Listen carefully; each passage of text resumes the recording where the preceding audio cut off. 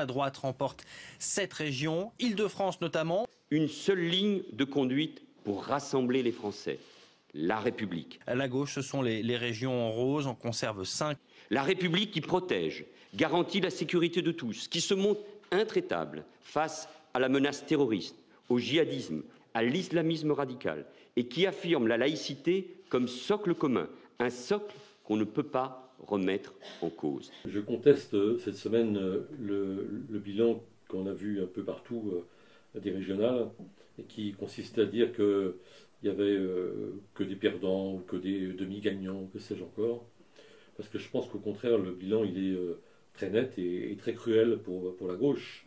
D'abord, première chose, c'est que le Front National a battu tous ses records et a près de 7 millions d'électeurs. Et ensuite, la carte de France penche comme jamais vers la droite. Le total de la gauche n'a jamais été aussi faible.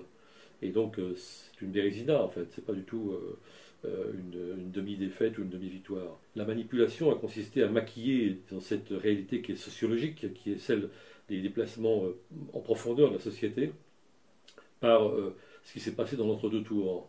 Et bon, effectivement, la gauche a limité les dégâts sur les régions, mais du point de vue de ce que pense l'opinion et de l'évolution, disons, de ce que pensent nos concitoyens, c'est un désastre pour la gauche. Et c'est à ça qu'il faut réfléchir. Alors, on est en face de stratégies qui sont, à mon avis, calamiteuses, en particulier celle du Premier ministre, Manuel Valls. Alors, il nous parle de la République à tout bout de champ. C'est à l'origine une belle idée révolutionnaire et sociale, la République, mais on a l'impression qu'il l'utilise comme un mantra pour répondre un peu à toutes les questions qui se posent. Et en particulier, évidemment, il met beaucoup l'accent sur le sécuritaire, sur le terrorisme, etc. Bon, très bien, mais le message, il est quand même essentiellement social. Et c'est une erreur de croire, comme il semble le croire, que parce que le Front de gauche et la gauche de la gauche ont fait un très mauvais résultat, les Français ne seraient pas en demande de plus de gauche. Parce qu'ils sont en tout cas en demande de plus de social. Et c'est le sens du vote Front National, profondément. Si le vote Front National est maintenant beaucoup un vote ouvrier, c'est bien parce que ça a une signification sociale. Et hélas, en allant toujours vers la droite et en proposant de recomposer le paysage politique avec des éléments de la droite, non seulement on fait fausse route, ou alors on poursuit un autre but, ce qui est peut-être bien le cas, c'est-à-dire qu'on poursuit notre stratégie qui est, disons-le, une stratégie un peu de liquidation du Parti Socialiste et de la gauche.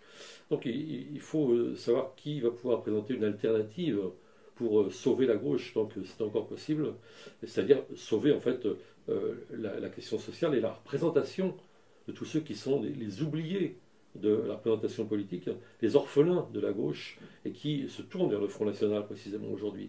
Là est la réponse véritable qu'il faut apporter au vote Front National, et pas par de la morale, et pas par des manœuvres d'entre-deux tours.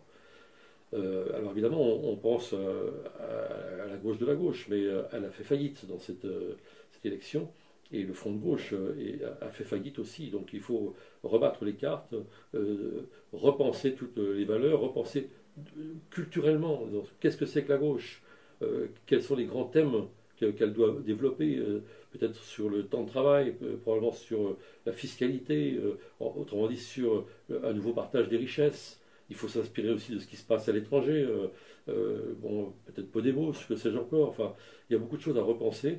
Et puis sur les formes d'organisation qui sont aussi périmées. Donc il y a tout ce chantier qui est devant nous, et un moment crucial où c'est dit maintenant quasiment officiellement par les responsables du Parti Socialiste, il s'agit de liquider finalement le Parti Socialiste, et évidemment ça a un sens, c'est-à-dire en fait de liquider une partie de l'histoire de la gauche, et aussi probablement son avenir.